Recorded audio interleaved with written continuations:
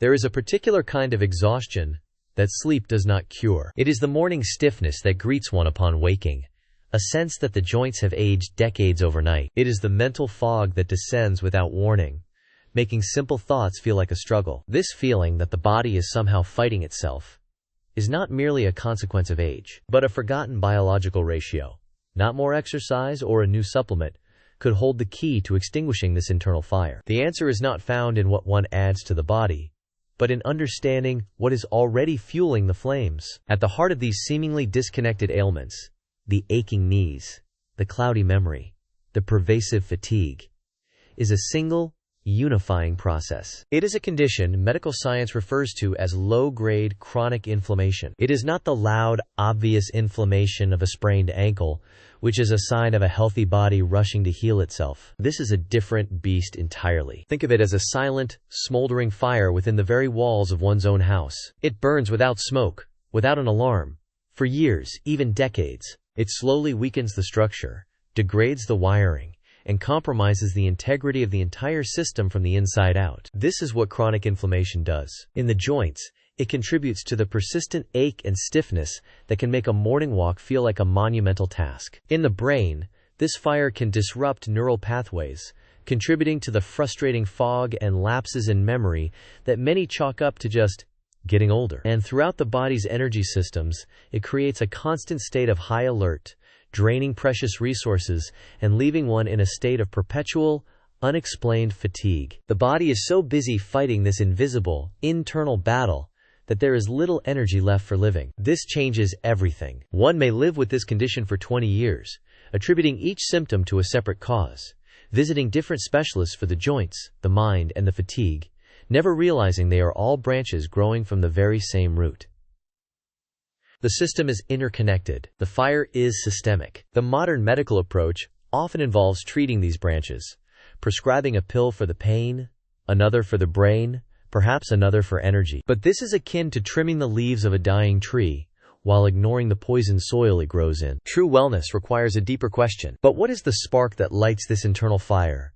And more importantly, what is the fuel that keeps it burning, day after day, for years on end? The answer lies in the delicate and now dangerously imbalanced relationship between two powerful forces within the diet: the omega-6 and omega-3 fatty acids. These are not good and bad fats. To label them as such is a profound misunderstanding of their purpose. They are two sides of a critical biological scale. Think of omega-6 fatty acids as the body's first responders. They are pro-inflammatory, and for good reason. When a person sustains an injury, like a cut or a twisted ankle, omega-6 compounds rush to the scene. They create the necessary inflammation, the redness, the swelling, the pain that signals a crisis, protects the area from further harm, and calls other immune cells to begin the cleanup and repair process. They are the blaring alarm, the flashing lights, absolutely essential for survival. Then, there are the omega-3 fatty acids. They are the resolution team. Once the threat is neutralized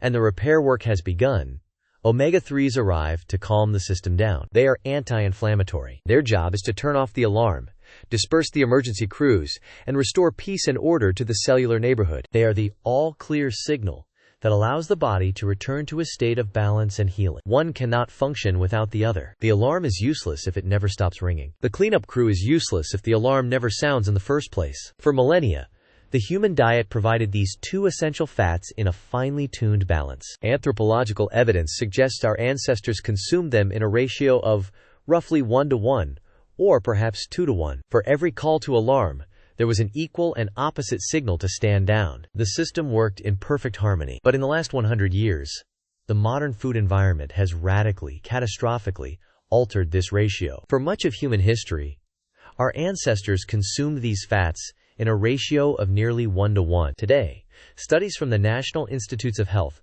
suggest the average Western diet provides a ratio closer to 20:1. The alarm is constantly blaring, with almost no one to turn it off. This dramatic shift began in the early 20th century, with the advent of industrial agriculture and food processing. Specifically, it was the rise of refined vegetable and seed oils, oils extracted from corn, soybeans, safflower, and sunflower. These oils, which were virtually absent from the human diet before 1900, are extraordinarily high in pro-inflammatory omega-6 fatty acids. Because they were cheap to produce and had a long shelf life, these oils became the default fat for the food industry. They are used to fry nearly all fast food. They form the base of most salad dressings, mayonnaises, and margarines. They are baked into crackers, cookies, breads, and granola bars. They are the invisible ingredient. While public health messaging for decades focused on the dangers of saturated fat, these omega-6 rich oils quietly saturated the food supply. People, in an effort to be healthy,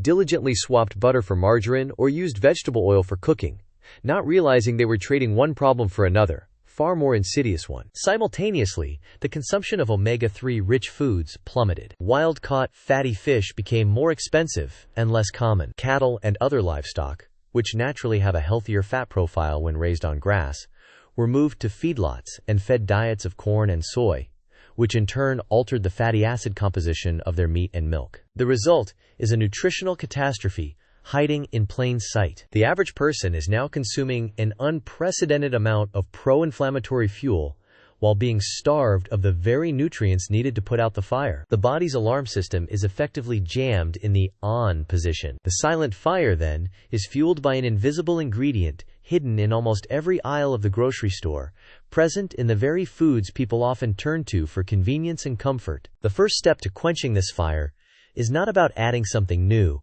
but about identifying and removing the hidden accelerants. But where does one even begin to look when this inflammatory fuel is in almost everything, from bread to coffee creamer? The answer lies in three specific categories of food. Or rather, in two categories and one great deception. But before we name them, we have to confront a terrifying truth. The problem isn't just the imbalance of fats we talked about. That's only the first layer. What if the omega-6 oils flooding our food supply aren't just sending a pro-inflammatory signal? What if the oils themselves are damaged, corrupted, and acting as a direct cellular poison long before they even enter your body? This is where the story gets darker. This is about oxidation. Think of an apple slice left on the counter. It turns brown. That's oxidation. Think of a piece of iron left in the rain. It rusts. That, too, is oxidation. It is a process of decay, of instability, of a substance being attacked by oxygen and breaking down. Now imagine that process happening to the fats in our food. The industrial creation of seed oils is a brutal process. The seeds, corn, soy, canola, are subjected to immense heat, extreme pressure, and chemical solvents like hexane to extract every last drop of oil. This violent extraction process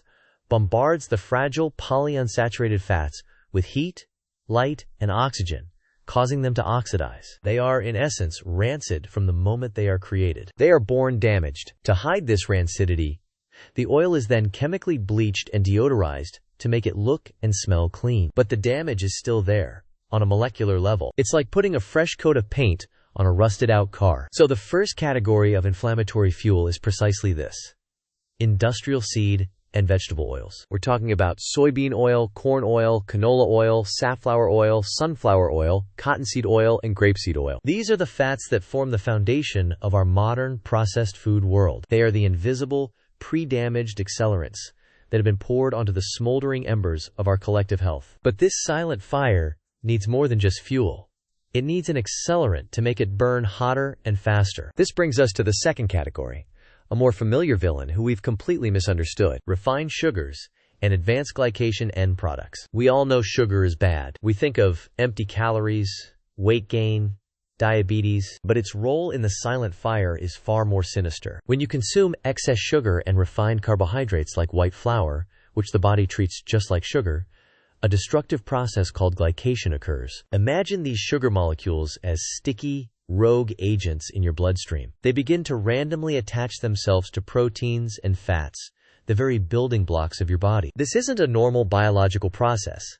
It's a haphazard, chaotic binding that creates brand new, harmful compounds called advanced glycation end products, or AGEs for short. The acronym is grimly appropriate. These AGEs literally age you from the inside out. They cause the proteins in your body to become stiff, brittle, and dysfunctional. When they form in the collagen of your skin, you get wrinkles. When they form in the lenses of your eyes, you get cataracts. And when they form in your blood vessels, they cause them to harden and lose their elasticity, contributing to high blood pressure and heart disease. But most importantly, Your immune system recognizes these AGEs as foreign invaders. It sees these sugar-coated proteins as a threat and launches a massive inflammatory attack against them. So now we have a terrifying partnership. The oxidized seed oils are the primary fuel, causing direct damage and signaling for inflammation. And the sugar is the accelerant, creating these AGEs that trigger even more inflammation, fanning the flames into an inferno. It's a vicious 1-2 punch, and our modern food environment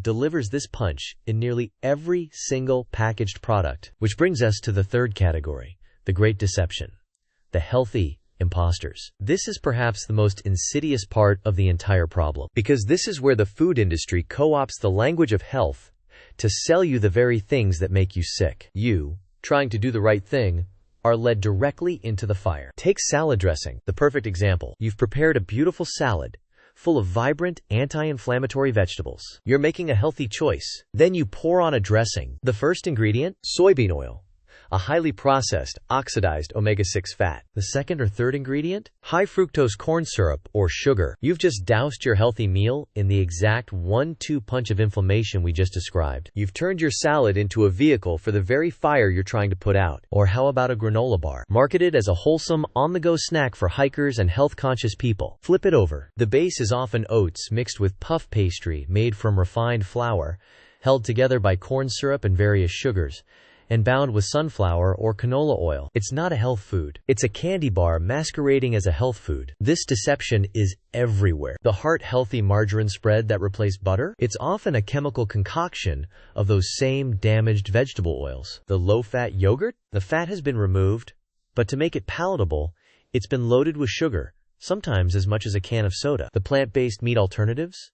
Celebrated as a healthier choice? Many are built on a base of processed pea protein isolate and held together by enormous quantities of canola or sunflower oil. We have been systematically taught to fear the wrong things. We feared the saturated fat in butter and eggs, while we were told to embrace margarine and processed oils. We feared the fat in whole milk yogurt, while we were sold a sugar-laden, low-fat version. The entire architecture of our nutritional understanding has been built on a foundation of industrial convenience and marketing, not human biology. The silent fire isn't just a random accident of modern life. It is the predictable outcome of a food system that prioritizes shelf life over human life, profit over physiology. The molecules that create the bliss point for our palate, the perfect storm of sugar, salt, and industrialized fat, are the very same molecules that trigger the danger signals in our cells. The food is engineered to make you want more of what's hurting you. This creates a trap. You eat inflammatory food,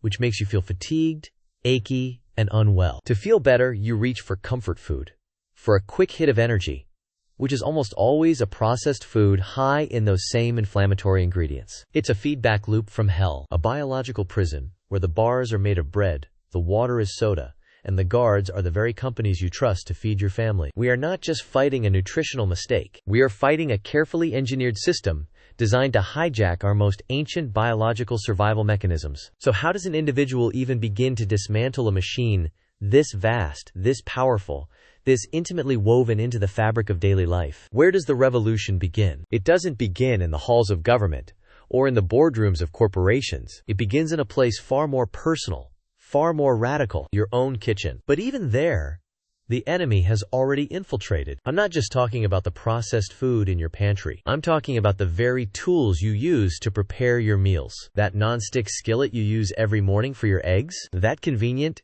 easy-to-clean surface? For decades, many of these pans were made with chemicals called PFAS, or forever chemicals. These chemicals don't just stay in the pan. They leach into your food, and once they're in your body, they never leave. And what do they do once they're inside? They disrupt your hormones, damage your liver, and yes, they pour gasoline on the silent fire of inflammation. How could the pan itself be part of the trap? What else is hiding in plain sight? It's the plastic containers you store your healthy leftovers in, leaching microplastics into every bite. It's the tap water you drink, carrying remnants of industrial and agricultural runoff. The system isn't just on the grocery store shelves. It has been built into the very foundation of our modern world. And facing that reality can feel utterly crushing. It can feel like you're trapped in a game that was rigged before you were born. But what if the way out isn't to fight the entire system at once? What if the revolution doesn't require a banner or a protest, but simply A decision. The decision to become the gatekeeper of your own body. The fire was started by 1,000 different industrial choices, but it can be extinguished by 1,000 of your own. The power is not in their boardroom. It's on your cutting board. It starts with one radical act. Stop reading the marketing claims on the front of the box and start reading the ingredient list on the back. Become a detective. If you can't pronounce it, or if it has more than 5 ingredients, put it back. It's not food. It's a food-like product engineered for profit, not for you. Next, you reclaim the lost art of cooking. Every meal you prepare from real, whole ingredients is a protest vote. It's a declaration that your health is not for sale. Chopping vegetables isn't a chore. It is an act of defiance. Searing a piece of wild-caught fish in a cast-iron pan isn't just making dinner. It's forging your own health, link by link. This is how you dismantle the machine. Not with a sledgehammer, but with a spatula. You are not just putting out the silent fire. You are rebuilding your body from the ground up with materials that heal instead of harm. You are turning your biology from a prison into a fortress. This isn't about perfection. It's about direction. It's about one better choice than another. This journey of reclamation is the most important one you will ever take. But you don't have to take it alone. We're here to share the science, expose the lies, and give you the simple, actionable strategies to take back control. This is your invitation to join a movement, a quiet rebellion fought in kitchens all over the world. If you are ready to stop being a passive consumer and become the architect of your own health, subscribe to Better_Health. Let's build a better future, one meal at a time.